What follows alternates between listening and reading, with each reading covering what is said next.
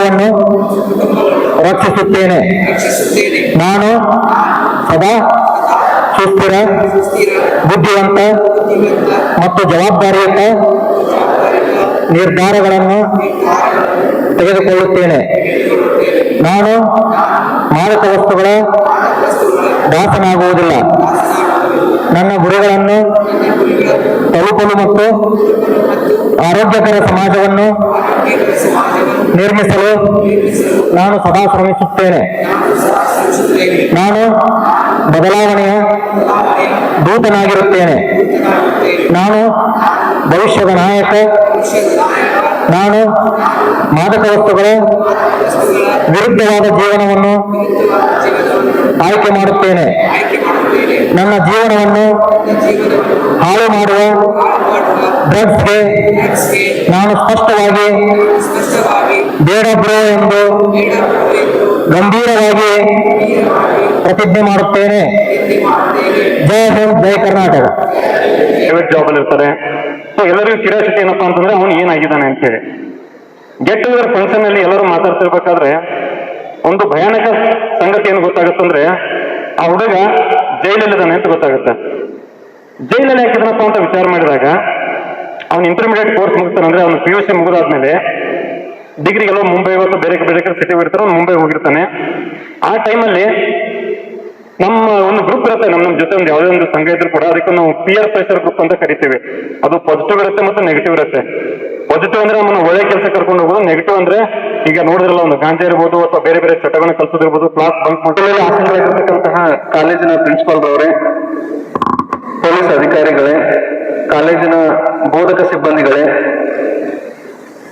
ಇಲ್ಲಿ ನಾವು ಯಾರನ್ನ ಟಾರ್ಗೆಟ್ ಮಾಡ್ತಾ ಇದ್ದೀವಿ, ಇಲ್ಲಿ ಹಾಜರಿರ್ತಕ್ಕಂತಹ ನಮ್ಮ ಭವಿಷ್ಯವೇ ಆಗಿರ್ತಕ್ಕಂತಹ ವಿದ್ಯಾರ್ಥಿ ಮಿತ್ರರೇ, ವಿದ್ಯಾರ್ಥಿನಿ ಮಿತ್ರರವರೇ, ಇವತ್ತಿನ ದಿವಸ ಒಂದು ಮಹತ್ವದ ಪ್ರೋಗ್ರಾಮ್ದಲ್ಲಿ ನೀವೆಲ್ಲ ಭಾಗವಹಿಸ್ತಾ ಇದ್ದೀರಿ.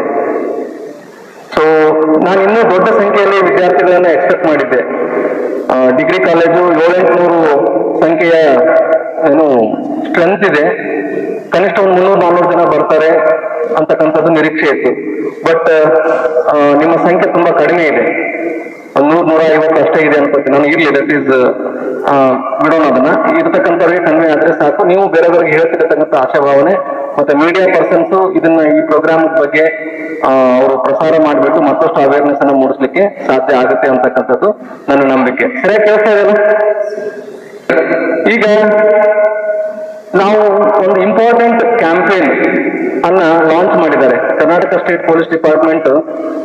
ಇತ್ತೀಚೆಗೆ ರಾಜ್ಯ ಮಟ್ಟದಲ್ಲಿ ತಾವೆಲ್ಲ ಮೀಡಿಯಾದಲ್ಲಿ ಗಮನಿಸಿರ್ಬೋದು. ಯಾರು ನ್ಯೂಸ್ ಪೇಪರ್ ಓದ್ತೀರಿ, ಯಾರು ನ್ಯೂಸ್ ಚಾನೆಲ್ ಅನ್ನು ನೋಡ್ತೀರಿ, ನೀವು ಗಮನಿಸಿರ್ಬೋದು. ಮಾನ್ಯ ಮುಖ್ಯಮಂತ್ರಿಗಳಾಗಿರ್ತಕ್ಕಂತಹ DK ಶಿವಕುಮಾರ್ ಅವರು, ಮಾನ್ಯ ಗೃಹ ಮಂತ್ರಿಗಳಾಗಿರ್ತಕ್ಕಂತಹ ಪ್ರಿಯಾಂಕ್ ಖರ್ಗೆ ಅವರು, ಪೊಲೀಸ್ ಮಹಾನಿರ್ದೇಶಕರು DGIG ಅಂತ ಪೊಲೀಸ್ ಡಿಪಾರ್ಟ್ಮೆಂಟ್ ಹೆಡ್ ಇದ್ದಾರೆ, ಅವರು ಎಲ್ಲರೂ ಸೇರಿ ಬೆಂಗಳೂರಿನ ಫ್ರೀಡಂ ಪಾರ್ಕ್ ಅಲ್ಲಿ ಒಂದು ಪ್ರೋಗ್ರಾಮ್ ಅನ್ನು ಲಾಂಚ್ ಮಾಡಿರ್ತಾರೆ. ಇದೇ ಪ್ರೋಗ್ರಾಮ್ ಬೇಡ bro campaign RISE rise operation rise ಅಂತಕ್ಕಂಥದ್ದು. ಸೊ ಇದು ಕಾರ್ಯಕ್ರಮ ಮೇನ್ಲಿ ನಮ್ದು ಡ್ರಗ್ಸ್ ಅಬ್ಯೂಸ್ ಅಂತ ಏನ್ ಕರಿತೀವಿ ನಾವು, ಮಾದಕ ವಸ್ತು ವ್ಯಸನದಿಂದ ಆಗ್ತಕ್ಕಂಥ ಏನ್ ಹಾನಿ ಇದೆ ಅದನ್ನ ತಡಿಲಿಕ್ಕೆ, ಅದರಿಂದ ಏನ್ ಸಮಾಜ ಹಾಳಾಗಿ ಹೋಗ್ತಾ ಇದೆ, ನಮ್ಮ ಯುವಜನರು ಅದಕ್ಕೆ ಬಲಿಯಾಗಿ ತಮ್ಮ ಪ್ರಾಣವನ್ನ ಕಳ್ಕೊಂತಾ ಇದ್ದಾರೆ, ತಮ್ಮ ಭವಿಷ್ಯವನ್ನು ಕಳ್ಕೊಂತಾ ಇದ್ದಾರೆ, ತಮ್ಮ ಫ್ಯಾಮಿಲಿಯನ್ನ ಕಷ್ಟಕ್ಕೆ ದೂರ್ತಾ ಇದ್ದಾರೆ, ನಂಬಿರ್ತಕ್ಕಂಥ ತಂದೆ ತಾಯಿಯನ್ನ ಕಷ್ಟಕ್ಕೆ ದೂರ್ತಾ ಇದ್ದಾರೆ. ಅದರಿಂದ ರಕ್ಷಣೆ ಮಾಡ್ಲಿಕ್ಕೋಸ್ಕರ ಪೊಲೀಸ್ ಡಿಪಾರ್ಟ್ಮೆಂಟ್, ಪೊಲೀಸ್ ಇಲಾಖೆ ಸ್ವತಃ ಕಾಳಜಿ ವಹಿಸಿ ಈ ಆಪರೇಷನ್ ರೈಸ್ ಮತ್ತು ಬೇಡ ಬ್ರೋ ಅಂತಕ್ಕಂತಹ 2 ಕಾನ್ಸೆಪ್ಟ್ ಗಳನ್ನು ಇಟ್ಕೊಂಡ್ಬಿಟ್ಟು ಒಂದು ಮೇಜರ್ ಪ್ರೋಗ್ರಾಮ್ ಅನ್ನ ಲಾಂಚ್ ಮಾಡಿದೆ. ಸ್ಟೇಟ್ ವೈಡ್ ಲಾಂಚ್ ಆಗಿದೆ. ಪ್ರತಿಯೊಂದು ಟೌನ್ ಅಲ್ಲಿ ಕೂಡ ಪೊಲೀಸ್ ಸ್ಟೇಷನ್ ವತಿಯಿಂದ ನಾವು ಕಾರ್ಯಕ್ರಮಗಳನ್ನ ಮಾಡ್ತಾ ಇದ್ದೀವಿ. ನೀವು ನಿಮ್ದು ಲೋಕಲ್ ಡೈಲಿ ನ್ಯೂಸ್ ಪೇಪರ್ ನೋಡಿದ್ರೆ ಗೊತ್ತಾಗುತ್ತೆ.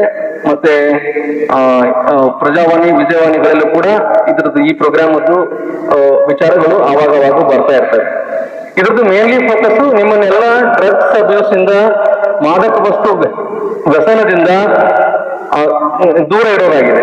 ಇದನ್ನ ಯಾವುದೇ ಕಾರಣಕ್ಕೂ ಮಾದಕ ವಸ್ತುಗೆ ಯುವ ಜನತೆ, ಕಾಲೇಜ್ ಸ್ಟೂಡೆಂಟ್ಸು, ಜನ, ಪಬ್ಲಿಕ್ ಬಲಿ ಆಗ್ಬಾರ್ದು ಅಂತಕ್ಕಂಥದ್ದು ಇದ್ರದ್ದು ಮುಖ್ಯ ಉದ್ದೇಶ. ಆ ರೈಸ್ ಅಂದ್ರೆ ಏನು, ಬೇಡ ಬ್ರೋ ಅನ್ನೋದು ಅಂದ್ರೆ ಏನು ಅಂತ ಸಂಕ್ಷಿಪ್ತವಾಗಿ ಆಮೇಲೆ ಹೇಳ್ತೇನೆ, ಇದ್ರಲ್ಲಿ ಬರುತ್ತೆ.